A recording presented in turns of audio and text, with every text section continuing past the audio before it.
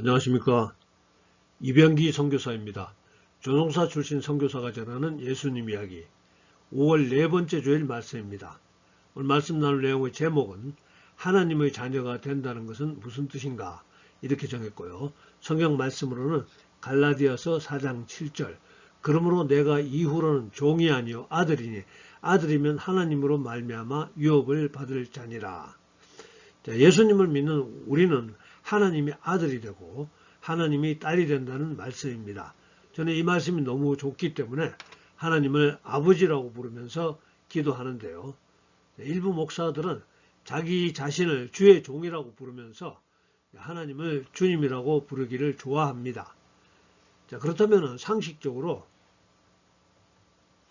주의 종, 즉 목사들이 주의 자녀, 즉 우리 교인들을 주인처럼 섬겨야 되는데 정말로 그렇게들 하고 있는지 궁금합니다. 조커입니다. 오해하지 마시고요. 먼저 우리가 예수님을 믿으면 무슨 유익한 점이 있는가에 대해서 생각해 보겠습니다. 우리가 예수님을 믿으면 죽어서 천국으로 가고 그곳에서 영생을 행복하게 보내게 됩니다. 요한복음 3장 16절 하나님이 세상을 이처럼 사랑하사 독생자를 주셨으니 이는 그를 믿는 자마다 멸망하지 않고 영생을 얻게 하려 하심이라.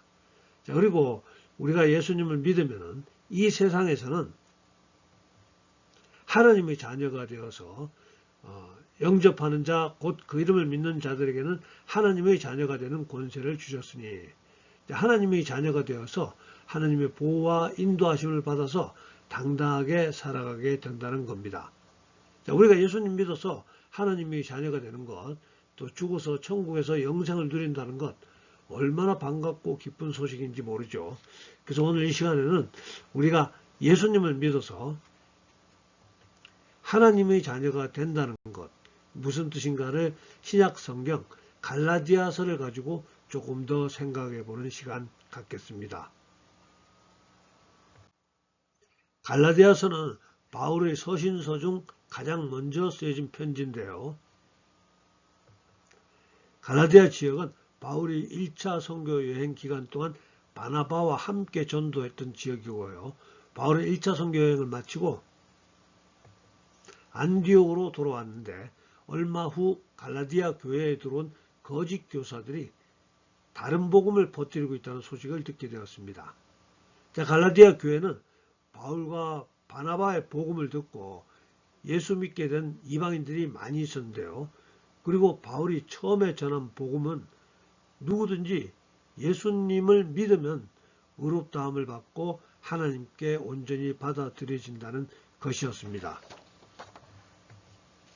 갈라디아서 2장 16절 전반부 사람이 의롭게 되는 것은 율법의 행위로 말미암음이 아니요 오직 예수 그리스도를 믿음으로 말미암는 줄 알므로 우리도 그리스도 예수를 믿나니. 이렇게 바울은 믿음으로 의롭게 여겨진다고 가르쳤는데 거짓 교사들이 그것만 해가지고는 부족하다.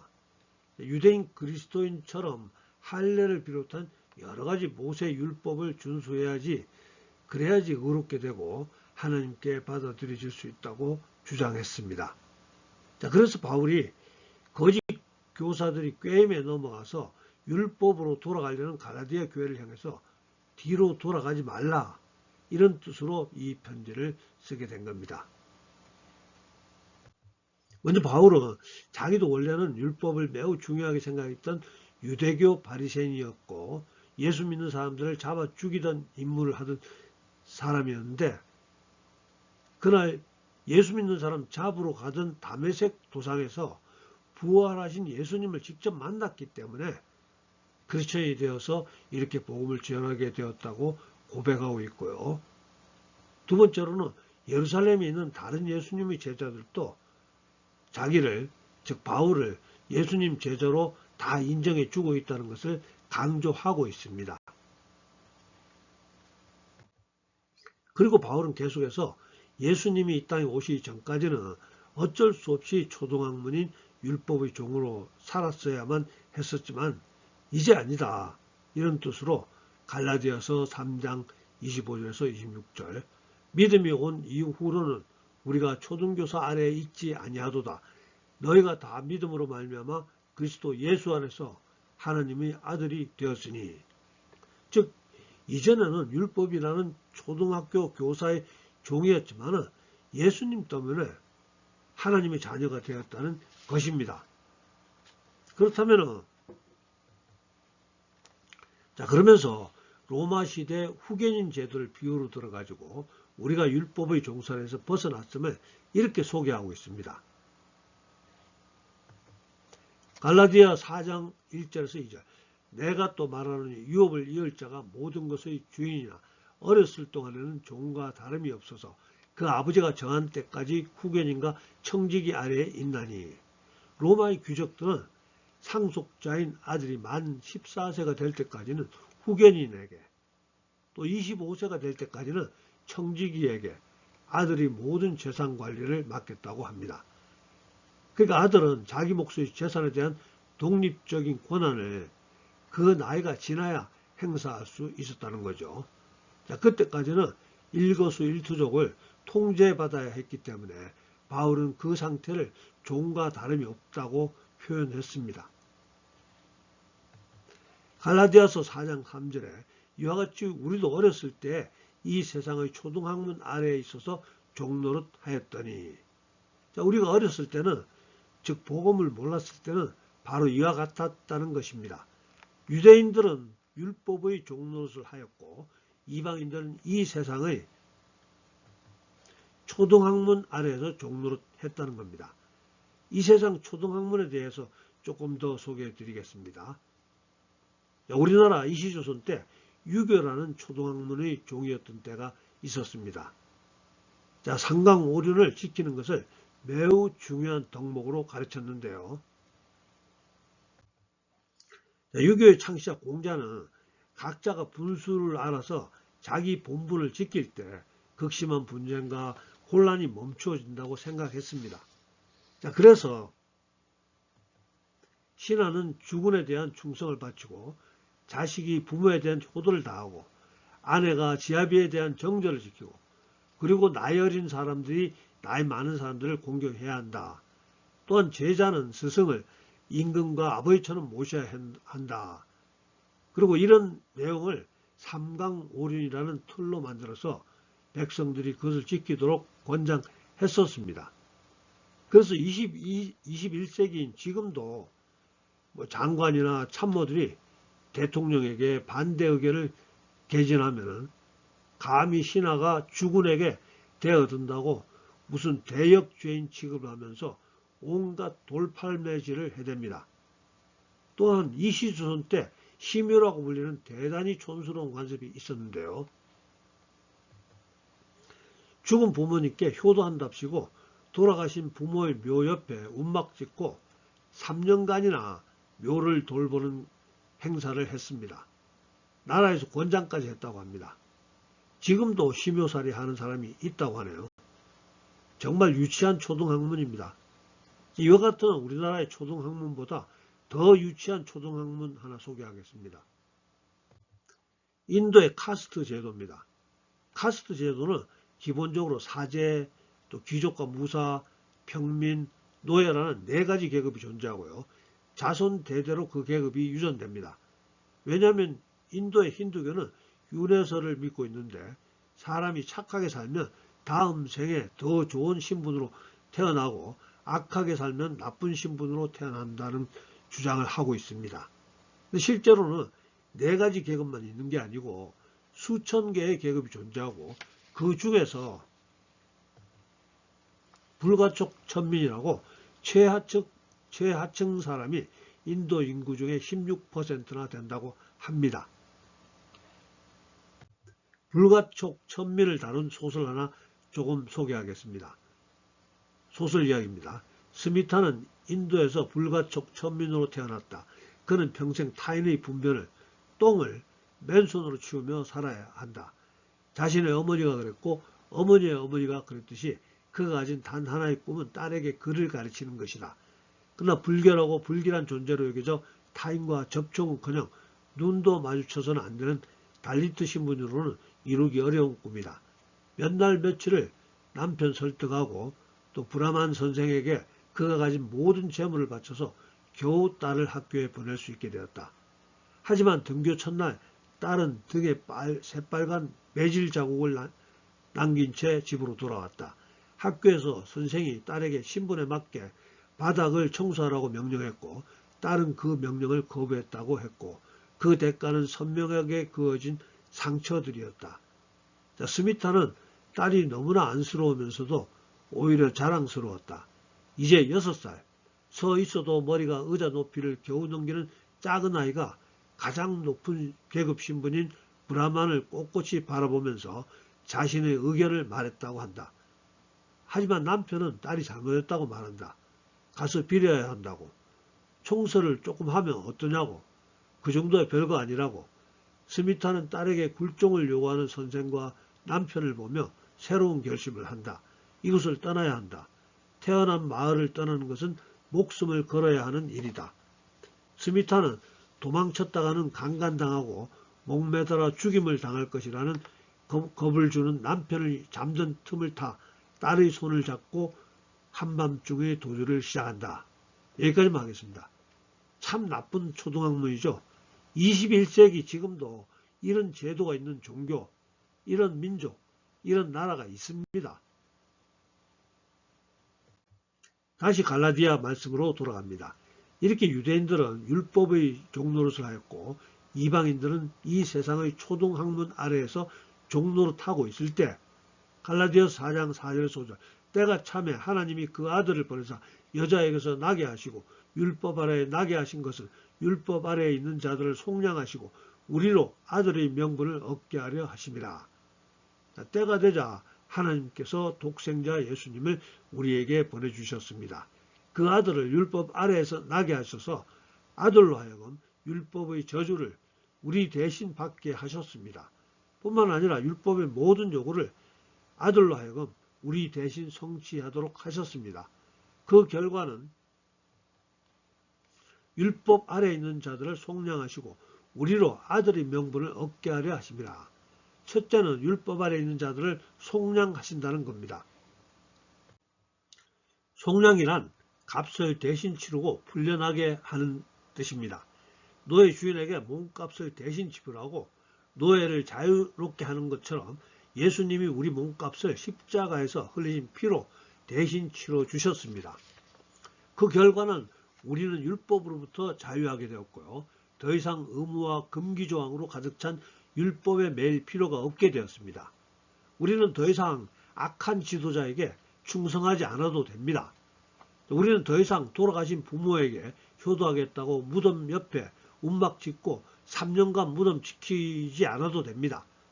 우리는 더 이상 불가촉 천민을 숙명으로 받아들일 필요가 없습니다. 우리는 예수님 때문에 율법으로부터 자유함을 얻었다는 겁니다. 두 번째로는 우리로 아들의 명분을 얻게 하신 것입니다. 아들을 명분으로 얻는다는 말은 쉽게 말하면 입양되었다는 뜻입니다. 노예였던 사람을 대신 몸값을 주고 해방시켜 준 것만도 엄청나게 큰 은혜인데요. 그런데 하나님이 하신 일은 그 이상이라는 겁니다. 그 해방된 그 노예를 아예 아들로 자신의 상속자로 삼아버리신 것입니다. 이런 일이 정말 있을 수 있을까요? 근데 그 일이 복음 안에서 실제로 우리에게 일어났습니다. 예수님 덕분에 우리는 하나님의 자녀가 되었고 당당히 하나님의 유업을 물려받을 상속자가 되었습니다. 이렇게 하나님의 자녀가 된 것은 우리 삶에 어떤 변화를 일으키게 될까요? 첫 번째는 우리는 창조 하나님을 아빠, 아버지라 부르게 됩니다. 갈라디아서 4장 6절 너희가 아들이므로 하나님이 그 아들의 영을 우리 마음 가운데 보내사 아빠, 아버지라 부르게 하셨느니라. 자, 두 번째로는 우리가 하나님의 자녀가 된 우리가 바로 하나님 나라를 유업으로 상속받게 된다는 겁니다. 갈라디아서 4장 7절 그러므로 내가 이후로는 종이 아니요 아들이니 아들이면 하나님으로 말미암아 유업을 받을 자니라. 요즘 건물주 아들로 태어나는 것이 인생 승리자가 되는 길이라고도 말합니다. 건물주 아들이면 노력 들이지 않아도 건물을 상속받을 수 있기 때문인데요. 우리는 그런 사람 부러울 필요가 없다는 뜻입니다. 우리는 건물보다도 훨씬 더 가치 있는 하나님의 유산을 상속받을 권리가 있는 신의 아들이기 때문입니다. 하나님의 자녀가 된 것만으로 우리는 이미 인생의 승리자가 된 것입니다. 우리가 승리자입니다. 이렇게 우리가 예수님을 믿음으로 하나님의 자녀로 입양되었습니다. 이제부터 우리는 하나님의 아들로 살고 아들의 특권을 누리며 아들로 유업을 상속받는다는 겁니다. 이것이 하나님이 진정 원하시고 기뻐하시는 바입니다. 그런데 우리를 다시 종의 상태로 되돌리려는 시도가 있었다는 것입니다. 갈라디아서 4장 8절에서 9절 그러나 너희가 그때는 하나님을 알지 못하여 본질상 하나님이 아닌 자들에게 종노릇하였더니 이제는 너희가 하나님을 알 뿐 아니라 더욱이 하나님이 아신 바 되었거늘 어찌하여 다시 약하고 천박한 초등학문으로 돌아가서 다시 그들에게 종노릇하려 하느냐. 유대인 거짓 교사들이 등장해서 자기들처럼 할례를 받으라고 합니다. 유대인처럼 613개 율법도 지켜야 된다고 강조합니다. 자, 그런데 이상한 것은 갈라디아 교회의 성도들이 쉽게 그들의 가르침을 따라가려고 한다는 점인데요. 갈라디아 성도들은 과거에 하나님이 아닌 다른 우상들을 숭배하며 그것들에 매우 종노릇하던 사람들이었습니다. 제우스를 섬기고 또 포세이돈을 섬기고 이런 사람들이었습니다. 우리도 마찬가지였죠. 무속과 주술을 믿고 살아왔었고요. 조상 귀신을 지극정성으로 섬겼었고요. 유교라는 약자를 억압하는 초등학문을 따라 살아왔었습니다. 이렇게 초등학문을 따라 살던 우리에게 예수님께서 자유를 주시면서 하나님의 자녀로 살아갈 수 있도록 축복을 해주셨는데 쉽게 거짓 교사들이 가르침에 넘어간다는 뜻입니다. 거짓 교사들은 자유인들에게 두려움을 줌으로써 자기들이 가르침에 현혹되도록 유혹합니다. 예를 들어 구원파 이단이 있는데요. 구원파. 우리가 구원받은 날짜를 모르면 그건 구원받은 사람 아니라고 주장합니다. 또 어떤 목회자는 새벽 기도를 하지 않으면 11조 헌금을 하지 않으면 또 방언을 못하면 구원받은 사람이 아니라고 주장하기도 합니다. 거짓 교사들이 가르침입니다. 마찬가지로 당시 유대인 크리스천들이 갈라디아 교회로 와서 갈라디아 교회의 교인들과 대화하는 중에 그들이 믿음으로 구원을 얻는다고 하자 아니다. 그것 가지고는 부족하다. 할례를 받아야 하고 안식일을 지켜야 하고 모세 율법을 지켜야 된다고 가르쳤다는 겁니다. 즉 이방신이나 귀신들처럼 하나님도 우리의 정성이 들어가야 인정하시지 어떻게 간단하게 믿음 하나로 구원을 받으려고 하냐면서 교인들을 몰아붙입니다. 자, 그러나 복음은 즉 기쁜 소식은 믿음 하나로 충분하다는 겁니다. 우리 모두 잘 아시는 구절이죠. 요한복음 3장 16절 하나님이 세상을 이처럼 사랑하사 독생자를 주셨으니 이는 그를 믿는 자마다 멸망하지 않고 영생을 얻게 하려 하심이라. 믿는 자마다 즉 믿음 하나로 영생을 얻는다는 겁니다. 요한복음 1장 12절에도 영접하는 자 곧 그 이름을 믿는 자들에게는 하나님의 자녀가 되는 권세를 주셨으니 믿는 자들이 하나님의 자녀가 됩니다. 그래서 예수님을 믿는 우리는 모두 하나님의 자녀가 되었습니다. 특별히 잘 보이려고 애쓰지 않아도 하나님은 자기의 자녀인 우리를 잘 아십니다. 우리도 하나님은 나를 아시고 나를 사랑하시고 나를 귀하게 여기신다는 것을 다 알아야 합니다. 그래야 불안하지 않습니다. 두렵지 않습니다. 실화 하나 소개합니다. 어떤 분이 이미 아들이 하나 있었지만 뜻한 바가 있어서 아들 하나를 더 입양했었습니다. 그것도 첫째보다 나이 많은 형을 입양했는데요. 이 아이는 한 번 입양되었다가 파양, 즉 입양이 취소되는 경험이 있어서 고아원으로 되돌아온 경험이 있었다고 합니다. 입양 다음 날 아침에 양부모가 아이가 잘 잤는지 보러 방에 들어갔다가 깜짝 놀랐다고 하는데요. 어느새 아이가 방 청소를 다 하고 친구를 정리한 다음에 침대에 단정히 앉아 기다리고 있었답니다. 다음 날에는 일어나기 전에 가려고 일찍 그 방에 가보았습니다. 근데 여전히 어제와 같은 모습으로 기다리고 있는 아이를 보았다고 합니다. 그때 양부모의 마음이 찢어지는 듯 아팠다고 하네요. 그 아이 마음에는 내가 이렇게 하지 않으면 또 파양되지 않을까 하는 불안과 두려움이 있었기 때문입니다. 이후 양부모 두 분이 계속해서 아이에게 우리는 절대 너를 버리지 않는다. 너는 내 배에서 나온 내 동생과 똑같은 내 아들이다. 이렇게 반복해서 말해주었다고 합니다. 아이가 처음에는 그 말 믿지 않다가 양부모의 일관된 말과 행동을 보고 마침내 마음을 열게 되었다고 하네요. 이제는 그 아이가 늦잠도 자고 청소도 잘 안하고 그 방이 개판이라고 합니다. 그러나 그 모습을 보고 두 분은 화가 나는 것이 아니라 흐뭇하고 기뻤다고 했습니다. 우리는 하나님의 아들이나 딸처럼 자녀입니까? 아니면 종입니까? 답은 자녀입니다. 하지만 혹시 종 같은 자녀로 살고 있지 않는지 생각해 보시기 바랍니다. 언제 잘릴지 몰라서 주인에게 잘 보이려고 새벽부터 일어나 친구를 정리하는 아이인지 모르겠습니다. 우리가 만약 종 같은 자녀로 살고 있다면 우리를 양자로 입양하신 하나님 마음이 너무 아프지 않겠습니까? 하나님은 한 번 구원하여 자녀로 삼으신 사람을 절대 내버리지 않는다고 말씀하셨습니다. 요한복음 6장 34절 아버지께서 내게 주시는 자는 다 내게로 올 것이요 내게 오는 자는 내가 결코 내쫓지 아니하리라. 하나님은 입양했다가 중간에 마음에 안 든다고 파양하지 않는다는 것입니다. 이것은 제 개인의 견해가 아니라 웨스트민스터 신앙고백 17장에 나오는 성도의 견인이라는 교리입니다. 성도의 견인이란 하나님께서 택하신 자기 자녀를 끝까지 버리시지 않는다는 것을 말합니다. 조금 더 보완하면 하나님은 창세전에 선택하신 자기 백성 중에 마지막 한 사람까지 모두 구원하십니다. 그 놀라운 일을 위해서 예수님께서 친히 십자가에 달려 돌아가신 것입니다. 물론 인간은 하나님이 자녀라 할지라도 범죄한 아담의 형상을 입은 존재이므로 거듭난 후에도 일시 동안 타락한 생활 빠질 수 있습니다. 그러나 하나님께서는 자기 자녀를 영원토록 그 악한 자리에 머물게 하시지 않고요.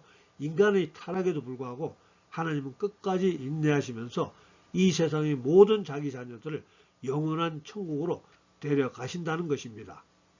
그러니까 하나님은 우리가 좀 늦게 일어났다고 입을 좀 안겠다고 집에서 쫓아내지 않으신다는 겁니다.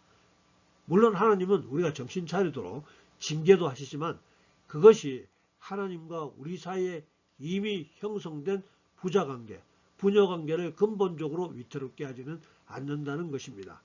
이 관계 속에서 우리는 흔들리지 않는 안정감을 얻습니다. 나를 만족시켜줄 다른 대상을 찾아 방황할 필요가 없습니다. 영원한 천국의 소망이 있기 때문에 죽음 이후에 대해 불안하거나 염려하지 않습니다.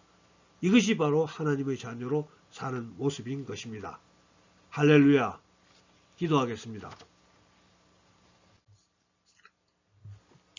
사랑과 은혜 많으신 아버지 하나님, 오늘도 사랑하는 주의 자녀들 함께 하나님 말씀 나눌 수 있었기에 감사합니다. 오늘 또 이 세상 모든 불합리한 율법의 요구와 또 세상의 유치한 초등학문으로부터 참 자유를 허락하신 예수님 은혜에 감사합니다.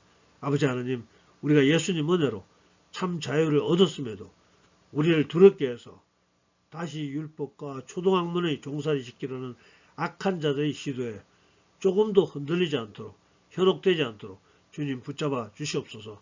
우리가 예수님을 믿음으로 하나님의 자녀로 당당히 살아가며 우리가 예수님을 믿음으로 천국의 소망으로 당당히 죽음의 두려움까지 이겨낼 수 있도록 붙잡아 주시옵소서. 뿐만 아니라 세상 사람들이 우리의 삶을 보고 우리의 당당함을 보고 우리 하늘 아버지의 위대하심을 인정할 수 있도록 우리에게 은혜를, 우리에게 축복을 내려 주시옵소서. 지금은 우리 구주 예수님 은혜와 아버지 하나님의 극진하신 사랑과 성령님의 감동, 감화, 교통하심이 오늘 예배에 참석한 우리 모두에게 또 우리들의 가정과 일터와 섬기는 교회 위에 지금부터 영원토록 함께 주시옵기를 간절히 축원하옵나이다. 아멘. 예, 감사합니다. 할렐루야. 다음 주에 뵙겠습니다.